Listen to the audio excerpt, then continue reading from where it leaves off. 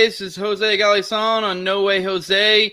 You can find me on the No Way Jose YouTube channel. I'm also just about everywhere podcasts are at, every podcatcher. I'm also on the Liberty Movement YouTube channel and the BitChute as well for that. This episode will be on that because we're gonna be covering crypto today. My guest today is Sal Mayweather, aka Sal the Agorist. And like I just said a second ago, the episode today is for crypto, but the angle we're going to be going up for is crypto for dummies. So for like people like me who are just not really tech savvy, we're going to be kind of going over the basics. I know for a lot of people that's very elementary, but I know there's still plenty of us that are still fucking, just getting with the times, especially with some of the events as of late. Also, I want to remind you all, I just monetized recently. I'm on patreon.com/NoWayJose2020. You can also support me with crypto on endthefed.app. On there, I'm also No Way Jose 2020. With that, I'm going to go ahead and bring on Sal. What's up, Sal? What's up, man? What'd it do? Thanks for having me, man. I appreciate it. Oh, yeah. Thanks for coming on again. It's like the third time you're on here. So, it's always good having you on.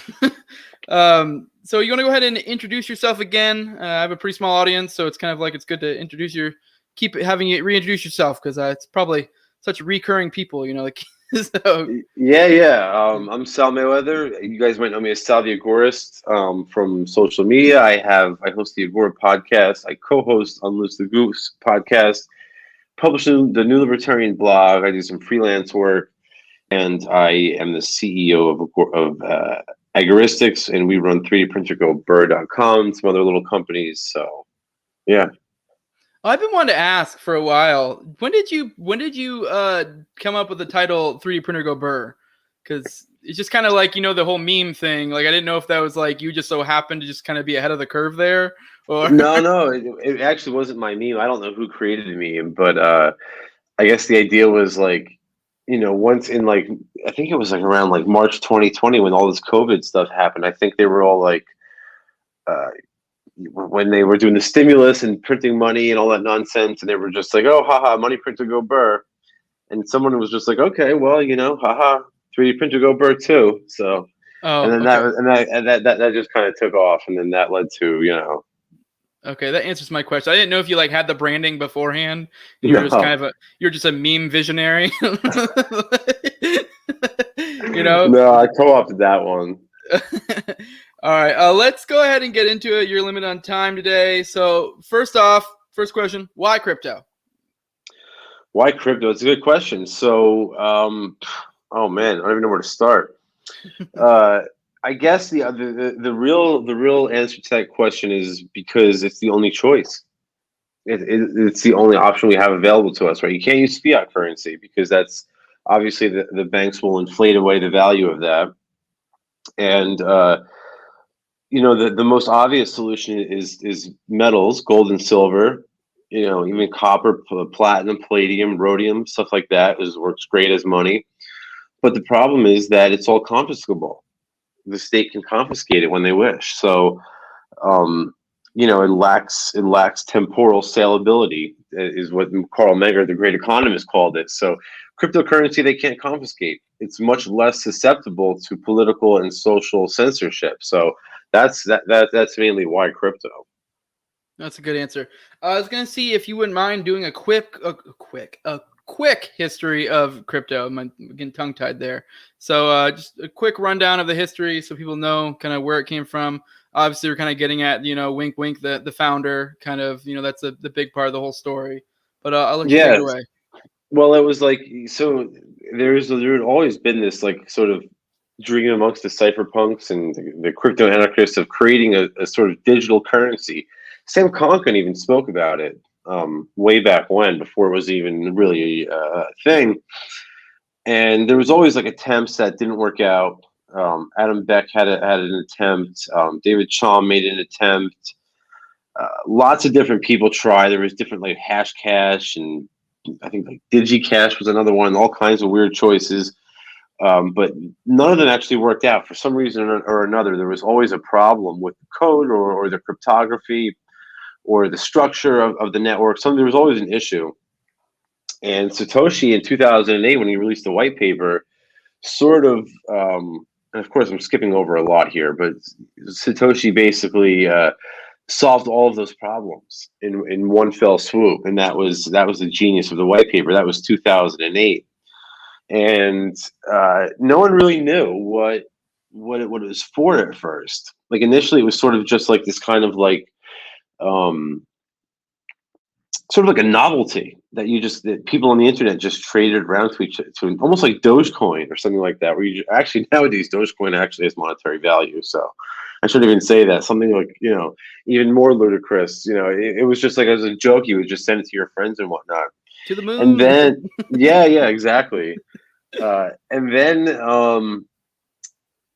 Ross Ulbricht came up with the Silk Road, and then that really changed everything because now you can actually Ross showed us what you could use it for. Right now that when you have a peer-to-peer cash that can enable secure transactions amongst individuals who are not face to face without the need for a third party intermediary, that really changes the game because now you can have digital commerce and e-commerce without needing banks or PayPal or Visa or anything like that. So that was really a huge moment in the history of Bitcoin, was the Silk Road. That's really what gave Bitcoin the utility that Mises and Menger spoke about when they talk about the need for utility in a commodity in order to become money in regression theorem. That's what they were speaking about. So Ross gave it utility. He showed us what we can use it for, and then the network grew and grew and grew. And we all knew it too. I got in probably around 2013, and we all knew that it was gonna blow up simply just because the bank will inflate forever, and eventually the network got so bogged down as it grew and grew that it became unusable. Right, this is about 2017. Bitcoin hits all-time highs. Well, at the time they were all-time highs. It was we hit like $20,000 per Bitcoin, but the problem was the transaction fees were astronomical. Right, to send a Bitcoin or a piece of a Bitcoin from one address to another became cost prohibitive, and that limited Bitcoin's use as a medium of exchange, as a money. So some people decided what we're going to do is we're going to raise the block limit. Right, so you can think of a block almost like a stack of checks, and however many blocks you could fit in there, well, that block goes to a miner, and the miner will verify that these transactions, these checks did occur, and then that block gets chained onto the next block of checks. Well, as you can see, like you can imagine that, and with that analogy, if you have just a few checks in each block, the network can become very congested. But if you increase the size of the block, if you increase the amount of transactions in the block, the amount of checks, then the network can sort of flow more smoothly. That's what some people did, and they created Bitcoin Cash. Bitcoin Cash, in my opinion, this preserves the peer-to-peer nature that Satoshi and Ross really stressed.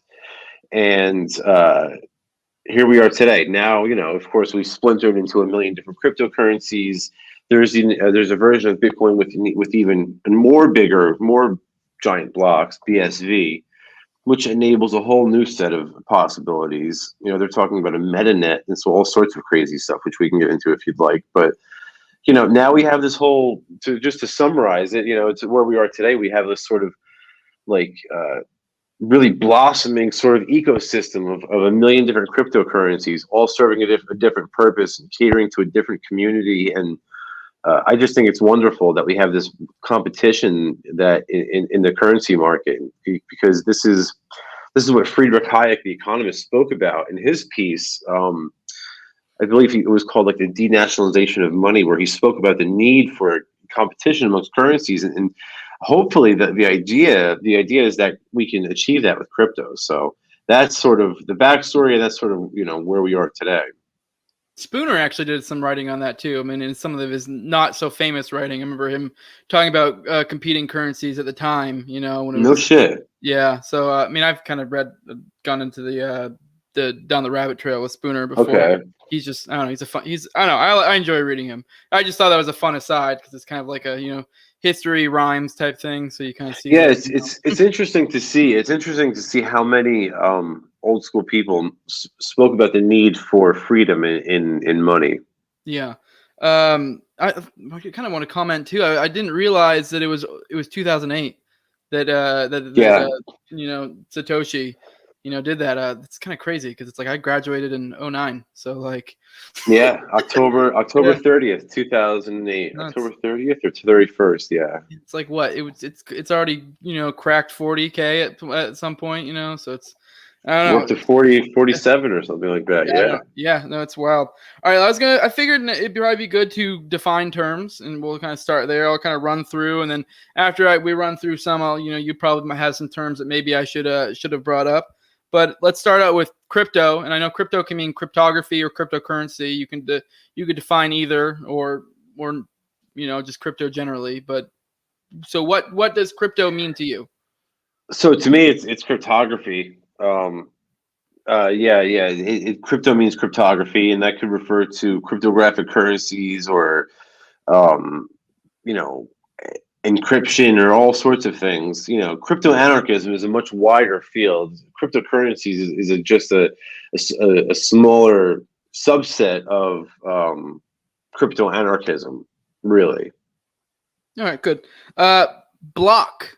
I know you touched on it a little bit, but I'll give you a chance to define it a little more specifically. Yeah. I would honestly just stick with that analogy. That's the easiest way to understand it. It's sort of a stack of transactions, a block of transactions that miners have to verify in the Bitcoin network. And while I'm not super nerdy, I've kind of had it explained to me before. Obviously, like I said, I'm a tech idiot, but you can almost look at it as batches, right? Tell me if I'm wrong. Like when it comes to, Yeah, I know I've interacted with certain, tech things before where they will pull things in batches. Like yeah. yeah. Let, So let, that let- could be one way to look at it, right? yeah, batches or like a block of transactions. Like I said, just to go over that analogy one more time, maybe I can flesh it out.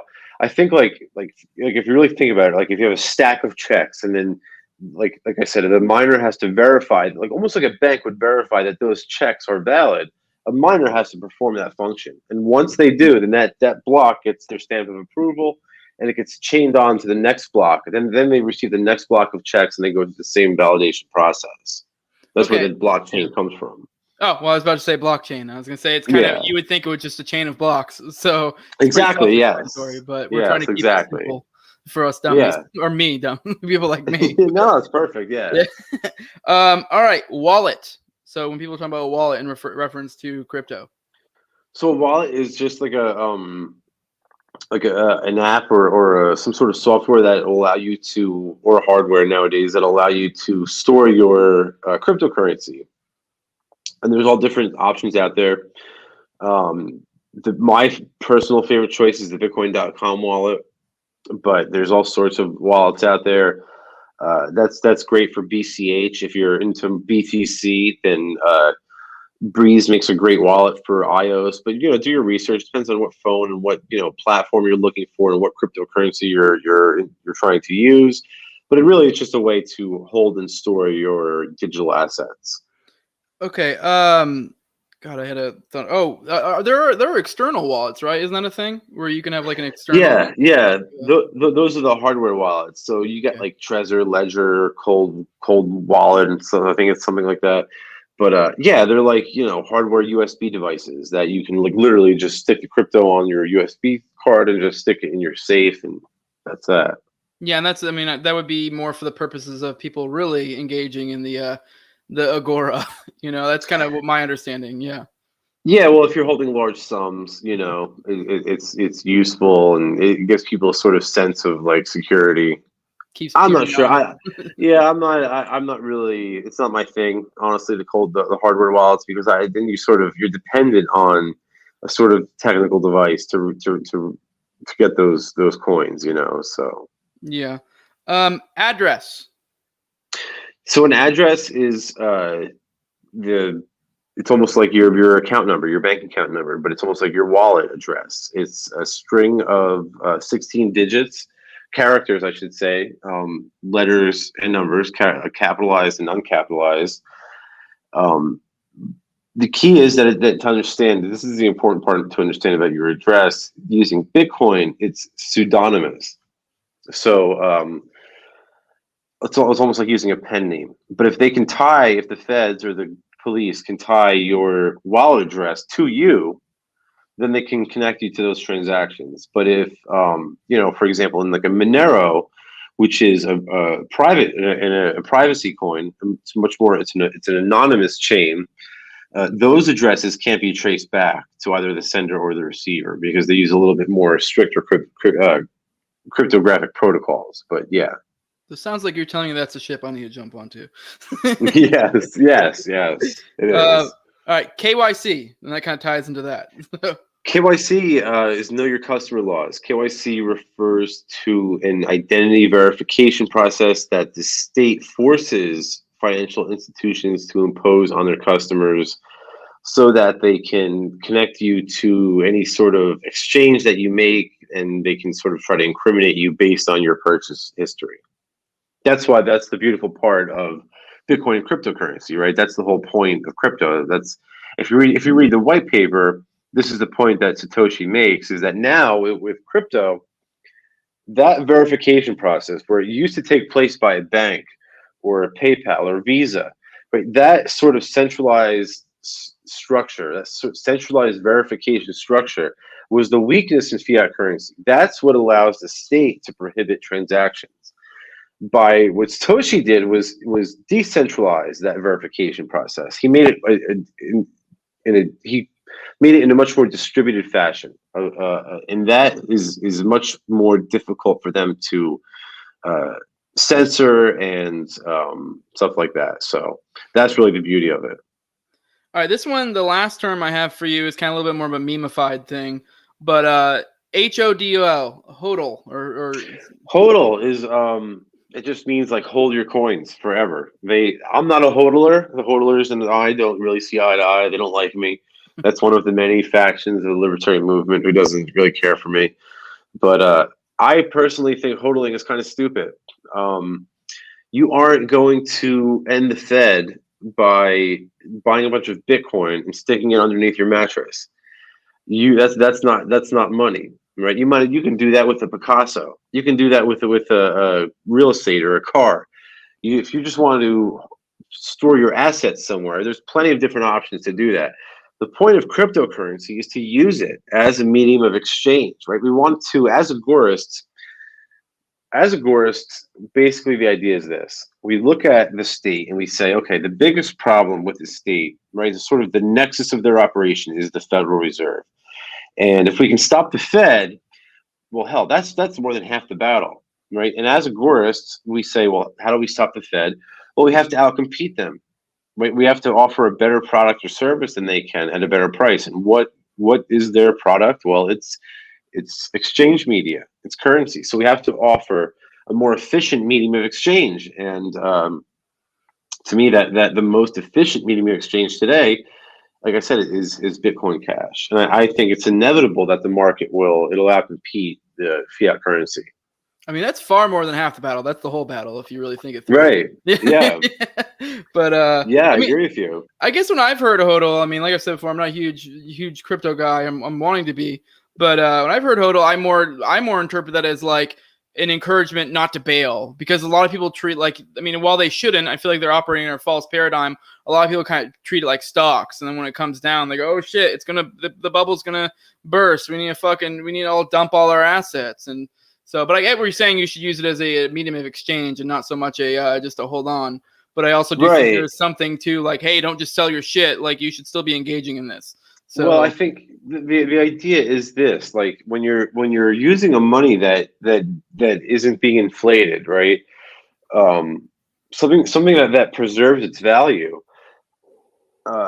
You're less likely to go out and spend your money on nonsense. It makes saving money much easier. That's one of the beautiful things about cryptocurrency that you'll notice as soon as you get involved in crypto, you don't want to spend it, right? All of a sudden, like if you go to the store, you have $20 in your wallet, $20 US in your wallet, and you want to buy something stupid, waste your money on a Gatorade and a candy bar or something. That's no big deal, right? You don't think twice. But when you use cryptocurrency, you're like, oh man, I don't want to spend my Bitcoin Cash right now. Who knows? Tomorrow the price is going to go up. Yeah. Like with dollars, you know, the price is going to go down. You're more inclined to spend it rather than to delay consumption, right? And this is what Hans Hoppe spoke about when he spoke about time preference, right? Do you prefer to consume goods and services now, or do you prefer to consume goods and services later? Can you delay consumption until later? And the people that can do that have they're much more successful people. They usually have like a much more stable life. Um, you know, and how, you know, there's all sorts of examples we can go into. But yeah, hodling is like, I'm not saying like don't go out and spend, don't go out and like, I'm not saying go out and spend your Bitcoin. What I'm saying is spend and replace rather than just stuff it underneath your mattress forever. You know. Yeah, I get where you're getting at. All right, next, I kind of was hoping that you could just give me a rundown on how to start, how to get into crypto. What do you need to do? Because I feel like that's the biggest hurdle, especially for people like me. It's like I've watched so many fucking podcasts or listened to people start, and even still, I'm like, fuck, it sounds like a lot. But I'm a kind of a tech idiot. So like maybe try to orient it towards someone who's not tech savvy. Maybe the most basic method. I know this is kind of a can of worms because I've for me, I've listened to a bunch of them. I've heard like a bajillion different ways to go about getting into crypto. So I know if you have the most basic method you can think of for newbies, because that's kind of what I'm trying to orient this towards. Yeah, of course. So like it's not as difficult as you'd imagine, right? And you can break it down in just a handful of steps. So number one, you have to acquire the cryptocurrency. That's the first thing. And there's a couple ways you can do this. You could go through like a KYC exchange, right? You can KYC yourself and go through something like Coinbase or Binance or something like that. And that's great. That honestly, I'll be honest with you, that if you don't mind the KYC, that really makes the process a hell of a lot easier. It really sort of streamlines the whole process. If you don't want to KYC yourself, there are sort of peer-to-peer exchanges I would recommend. Local.bitcoin.com is a good one. Local cryptos is a good one. Local coin swap is a good one. And I've used all of these before with success. And basically the way it works is you just connect with another individual and you make the transaction happen using PayPal or Cash App or Venmo or Zelle or something like that. And they send you the crypto using an escrow system so that everybody's safe. There's a lot of scammers out there, but if you stick to the escrow on those peer-to-peer exchanges, you'll be all right. So just I'm sort of babbling, but you have two choices. You have the KYC exchanges and the non-KYC exchanges. You have to make that choice. As far as I'm concerned, it doesn't matter if you use the KYC exchange, because if you ever need to facilitate a non-KYC transaction, you can always still do that, right? Like in other words, if you buy your crypto from Coinbase, right, and then you need to go on the black market and buy something, they can't stop you from doing that, right? So who cares if you use KYC to buy, a case of water? It doesn't matter. Or if you want to go out to buy groceries, or you taking your girl out to dinner or something. Who cares if that's KYC, right? If you only care about the KYC for the big stuff, right? Like 3D printers or drugs or something like that. So and like I said, they can never take that aspect of Bitcoin away. So once you do that, then that's basically step one. Then you have to just determine what you need to store it somewhere. You have to get a wallet, and we can get into that if you'd like, but that's a whole nother process. I mean, like I said, if we can do this for new, because I'm just trying to like the purpose of this episode was mostly for someone who has absolutely no idea when it comes to crypto, how they could go about having this episode and be completely able to do it. So like, yeah, I mean, whatever needs to be, we need to cover wallet wise for someone to be able to get started, like, sure. And then obviously, like, I know this is like a can of worms because it's like I feel like there's a million different ways to do everything related to crypto, and that's part of the issue. So for people getting in, so like if there's a recommendation for the easiest way, I don't know, wallet wise. Yeah, so like the easiest. So once you get your Bitcoin, like once you go to the exchange and you get it, then your crypto is going to wind up on an exchange like Coinbase or like local.bitcoin.com. You'll have the crypto there. Don't store your crypto on an exchange because the exchange has control of those coins. The classic phrase here, the rule is, If they're not your keys, then they aren't your coins. Okay, so if the Winklevoss twins who own Coinbase have your keys, then that's, for all intents and purposes, that's their Bitcoin, not yours. So once you get the crypto, you have to move it into a wallet. You're going to want to move it into a non-custodial wallet where you and only you have control over over those funds. My personal recommendation is to use the Bitcoin.com wallet. I use it. It's the one I use. I love it. It's great. I know Roger Ver. He thinks like you and I do. So we have no difference in values. We're both out for the same goal. And it also enables tokenization, which is another wonderful aspect of cryptocurrency. But yeah, so like that's the wallet I would use. Like I said, there's other choices out there, do your research. I know a lot of people use, like I said, for BTC, they'll use Breeze, or, Monero has their own dedicated wallet. Dash has their own dedicated wallet. There's a million different choices out there. And then, of course, there's the hardware wallets, Ledger, Trezor, some of the ones we already mentioned. So do your research. My personal recommendation is to go through one of the KYC exchanges if you don't care, and then transfer that crypto to a non-custodial wallet like the Bitcoin.com wallet. That's basically what I would say.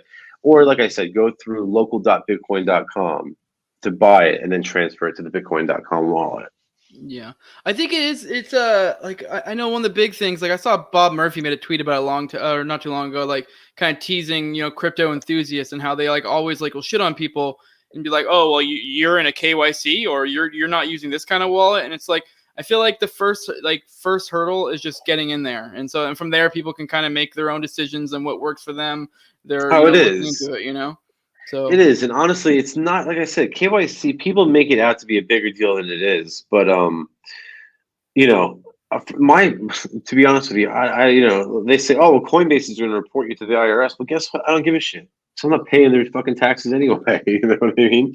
They can show their tax bill straight up their ass. So, whatever sort of shit they send me, it's really kind of irrelevant. But, so like, it's easier for me to get it through Coinbase. I do get it through the non-KYC exchanges too. Like I said, I've had no problem doing that, but there are scammers out there and you have to be careful. So not to go on too much of an aside, but you kind of brought up KYC and taxes. I can understand why KYC would be like a no-no, like you don't want to do that if you're doing something like explicitly illegal, like black market shit. But now if you're doing gray market shit, like evading taxes, now is that going to be, because I would think, I don't, like I said, I'm not a huge crypto guy. I would think that would be a nightmare for the IRS to ever try to audit, like even with KYC checks, to try to like audit your usage for tax purposes, essentially, It is. The thing is, like, Coinbase and Binance and all these really like corporate exchanges now, they sort of make it like they have all the documents ready for the IRS. Okay, all right. That kind of answers my question. Yeah, right. But with that being said, though, it's like difficult for them to track the wallet addresses, right? They're pseudonymous. So unless you're a big fish, they're not going to take the time and effort to connect you to your 16-digit passphrase. Now, if you're concealing 10, 20, 30 million dollars, then they're going to care. But if it's $100, they don't give a shit. Yeah, if you're run of the mill agorist and you just kind of are skirting taxes a little bit, I would assume you're probably okay. For Ross Ulbricht, it's a different story. Right. Exactly. Yeah. True. Yeah. Okay. So do you think that would you say you kind of covered everything you need to get started? You kind of covered, just buying and then having a wallet. I would think that's kind of all of it, really. I guess the only other thing was where to spend it at that point, So yeah, no. Well, there's how to spend it and where to spend it. So once you have the crypto, like I said, don't just sit on it. Like, use it. That's the whole key here. Your crypto, you're going to see the value is very, like, the price is very volatile because it's priced in fiat currency.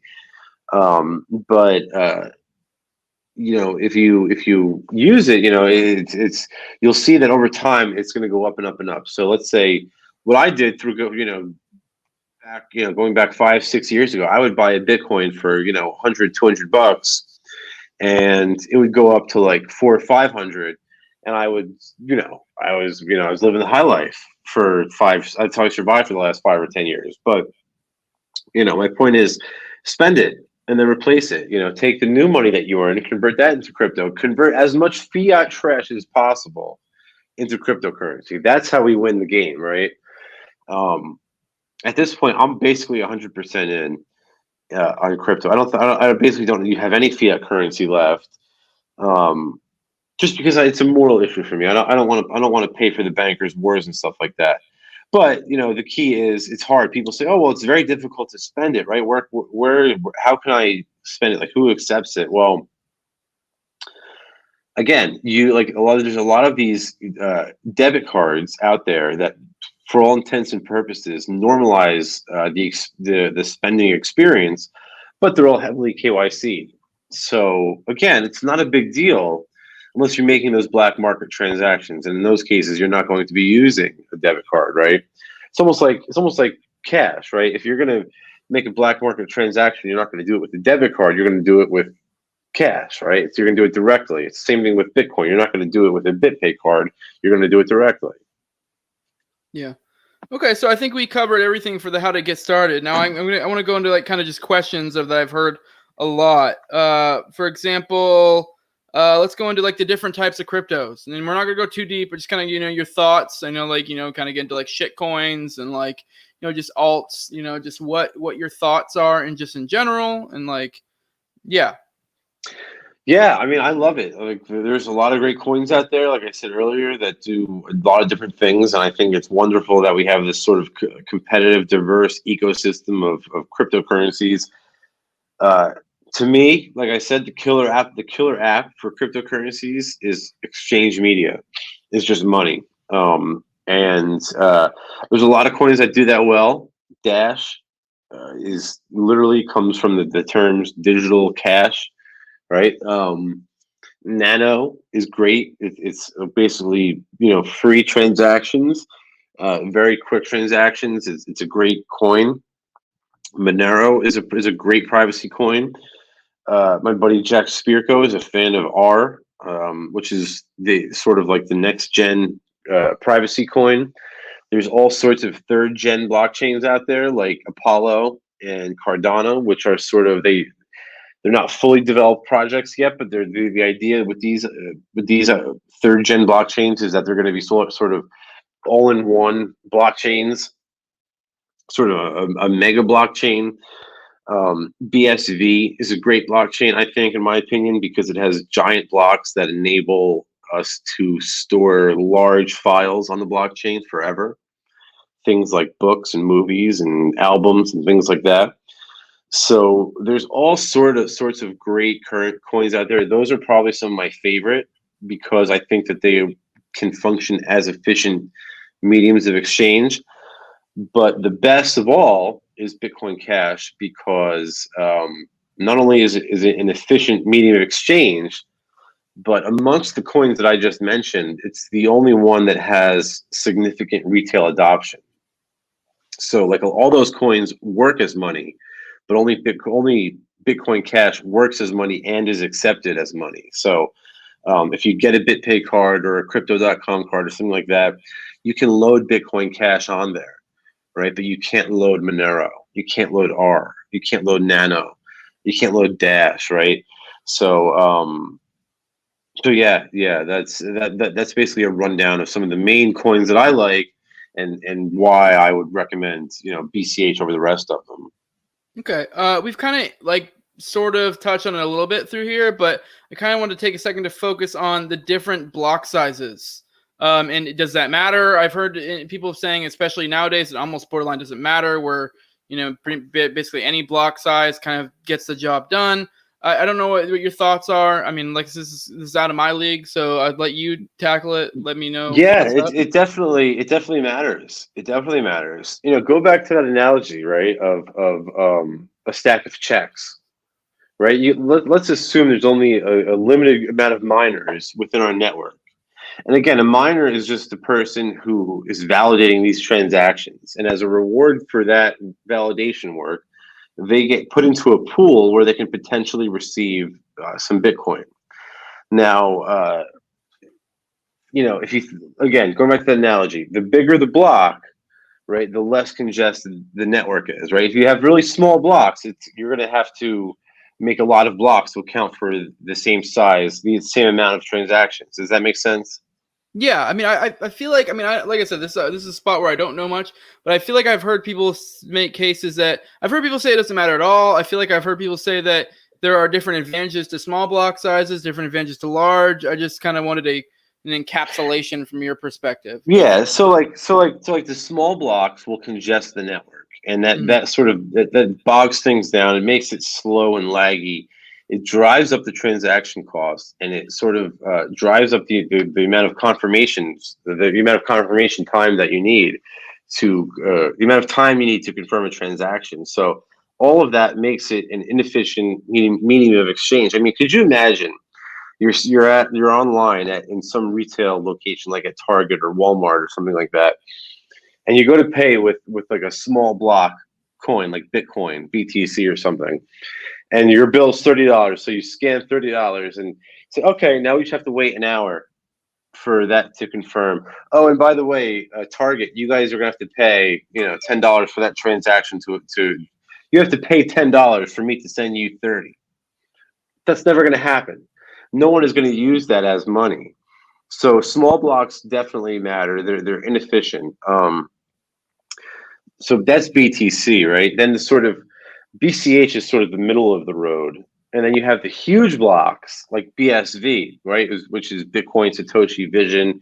And that's sort of the Craig Wright camp of Bitcoin. I like this, right? The problem with these giant blocks, though, there's a lot of problems with them, but the main problem I see is this: you have bad actors, people who don't like BSV, right? And what they'll do is they'll upload child pornography onto the BSV blockchain. So now anybody who mines BSV is technically hosting kiddie porn on their servers, right? So if the feds really wanted to, they could probably make a case that you have kiddie porn in your computer if you're mining BSV. So that's one of the hurdles. I personally think, and I've spoken to Craig Wright about this. He agrees that as AI develops, it'll be more able to sort of sift through the material on chain and sort of weed all that crap out. That's the hope, at least. But for now, it doesn't work. It's too big, and like I said, BTC is too little. So really, BCH is sort of the Goldilocks answer, right? We're sort of going for it's just the perfect size to facilitate efficient transactions, but to prohibit bad actors from corrupting the chain. That makes sense. I mean, it's kind of funny because it's almost borderline irrelevant with the kiddie porn thing, because feds are renowned for just, oh, look, here's this magic kiddie porn that just showed up for this person we don't like. Yeah, exactly. And not only that, but you make a good point. It is almost borderline irrelevant for a couple of reasons. Number one, money should be used for bad things, right? People should be able to use money for bad things. That's one of the points of money, is that it's fungible, right? It could be used for anything. So yeah, I'm sympathetic to that. The other thing too is, I don't know. Yeah, no, I'll just suffice it to say that I agree with you. Yeah, I mean, that's what wood chippers are for those people. So right, yeah. But all right, so next question. I feel like this is one that comes up a lot. What if the state cracks down? What if they start getting super fucking authoritarian when it comes to Bitcoin or just crypto in general? Yeah, not if, right, but when. Right? This is sort of an inevitability that we've kind of been.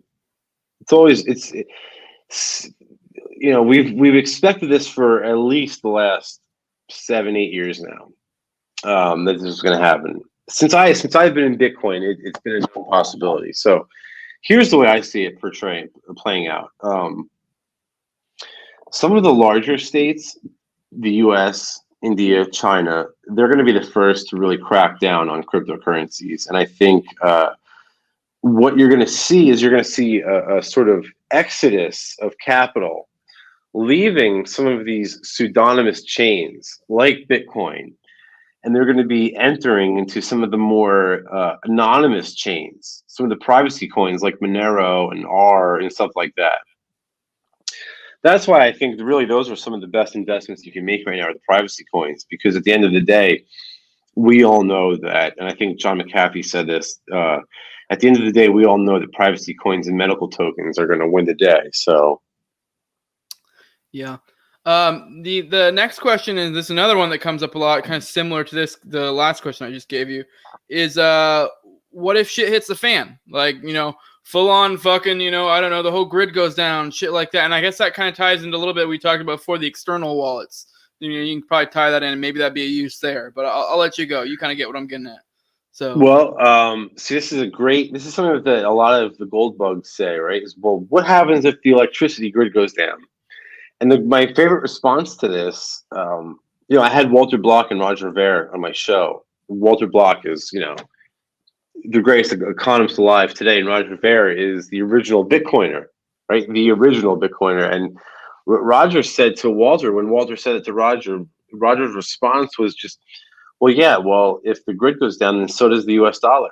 And so does all the accounting firms, who are accounting for the gold vaults and stuff like that. So if the electricity grid goes down, it won't just affect cryptocurrency. It'll affect every sort of currency. So it's not a unique vulnerability among crypto.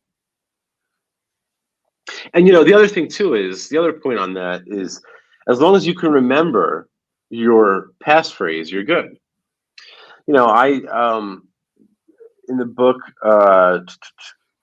Bitcoin Billionaires, I believe, by Ben Mesrich, he talks about Charlie Shrem, who's another one of these old school Bitcoiners.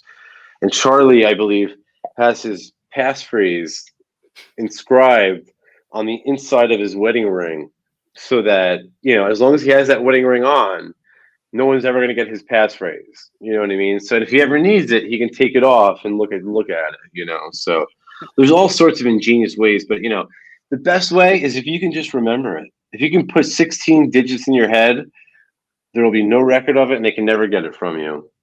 Yeah, and I feel like it's kind of naive. I know a lot of people are super doomers, but it is kind of ridiculous to think that it's ever really going to go down for that long. And it's like it's going to come back up. And then I don't even really understand Bitcoin or crypto that well, but I know that it's not something you can just take down. Like it's just there. And there's even satellites in space mining crypto right now. So even if all the electricity on Earth went down, those satellites still beaming around us are still going to be broadcasting the blockchain down onto Earth. So it would really take a hell of a lot to shut down the Bitcoin network. Yeah, it would have to be like Armageddon type shit. It would be like, because it would have to be a point where it's such a prolific event, it's knocking humanity back to a previous age. Like it'd have to be something at that limit. Because yes, there could be some crazy shit hit the fan, economic collapse, and maybe the grid might go down for a while, but it'll come back up eventually. Like it's just not gonna just stay down unless it's like a gigantic solar flare or a comet or some crazy shit. I totally agree with you. It would have to be an extinction level event to corrupt the network. And your fucking what currency you're using is going to lead to your problems at that point. So exactly, yeah, right, yeah. You get a comment to worry about, right? Yeah. All right, next question, and this will probably be my last one. All right. A lot of people know, like when it comes to currency, what determines a good currency. I think Rothbard went to this a little bit. What determines a good currency is something that has value behind it. So that's why gold and silver are good, because they have alternate uses, and they're also like rare. So, and that's kind of why fiat fucking sucks, because it really is held up by no value aside from the fucking violence of the state. And that's really it. And essentially that's a house of cards waiting to collapse. So how in the fuck is crypto not just a fiat 2.0 in that it's what is upholding the value? I mean, this is a devil's advocate kind of question, but go ahead.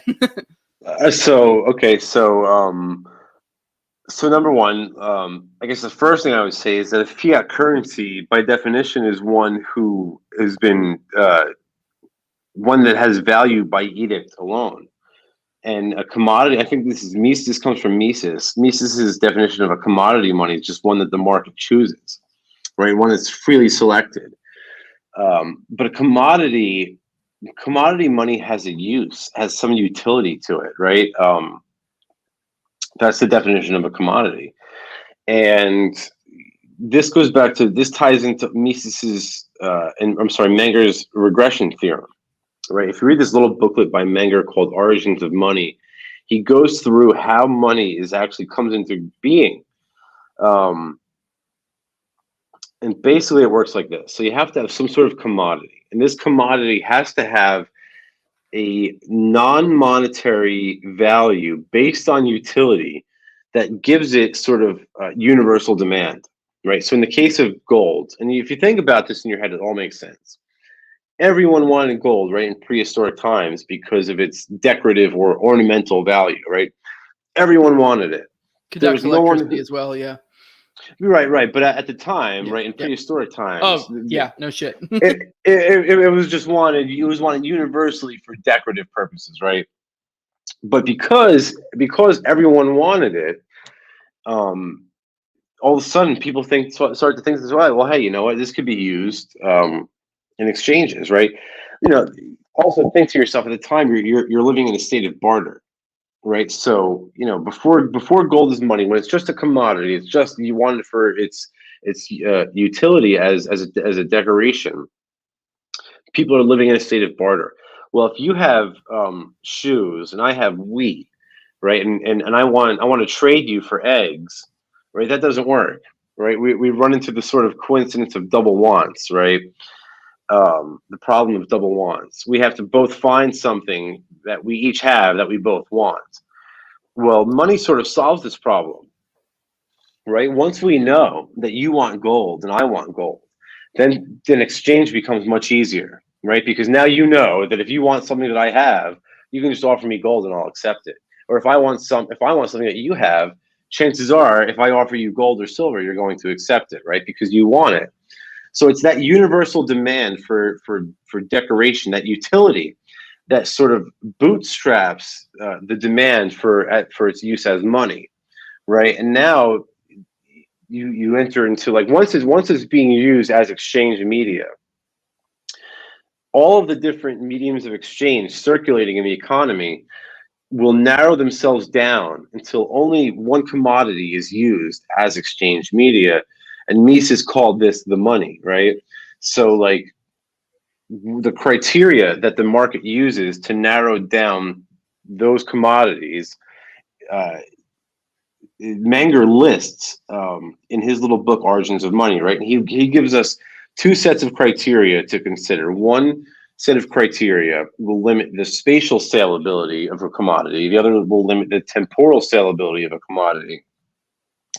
So one of the things he says is, like, hey, in terms of, like, something that you have to watch out for that might mess with the spatial salability of a commodity is the cost incurred in transportation. So if it costs you a bunch of money to move gold from A to B, maybe that won't be a good money. Well, maybe if it costs you a bunch of money to move Bitcoin from one wallet address to another, right, aka the transaction fee, maybe it's not a good money, right? And then he says, in terms of temporal salability, he says, watch out, right? If the state can seize and censor this, maybe it won't be a good money.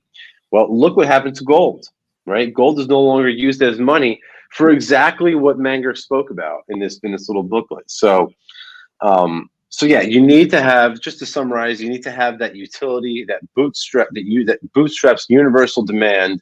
Then the market will narrow itself down based on salability. And also, we didn't mention soundness, right? But soundness is a completely different concept.